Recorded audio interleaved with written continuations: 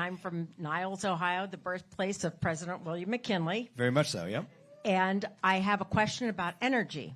Sure. So the Obama administration ordered any coal-fired power plants to not only be shut down, but they should be torn down.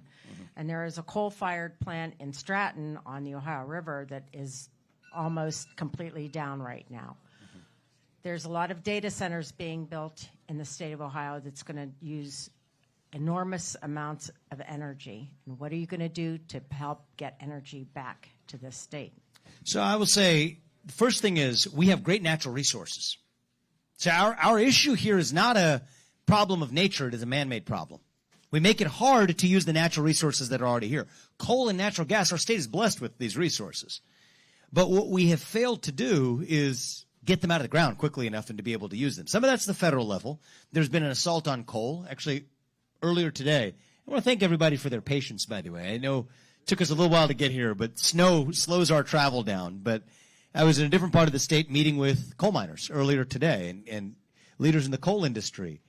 We shut down so many coal-fired power plants. That's exactly why, in the name of climate change, by the way, that same coal production shifted to China in the name of fighting global climate change. It doesn't make any sense. That's part of why electric bills are so high. Now we have more demand on our grid than we've ever had due to AI data centers and other hyperscalers moving to our state. And yet baseload power generation is thinner than it's ever been.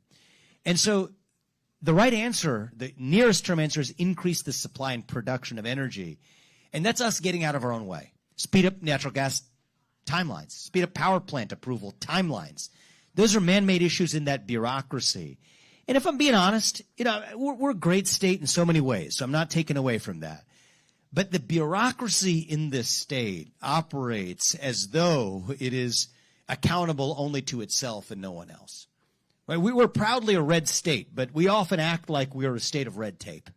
And that red tape gets in the way of energy production. So if we're able to take those existing coal plants and increase utilization of capacity from 60% to 80%, a lot of that's government red tape in the way of that, and produce more natural gas-fired power plants. And coal-fired power plants, once you shut them down, you can't reopen them for technical reasons. It just basically doesn't exist anymore. But they're still interconnected to the grid. Quickly build a natural gas-fired power plant in its place. These are bringing down electric bills immediately if we have a governor who's actually focused on it.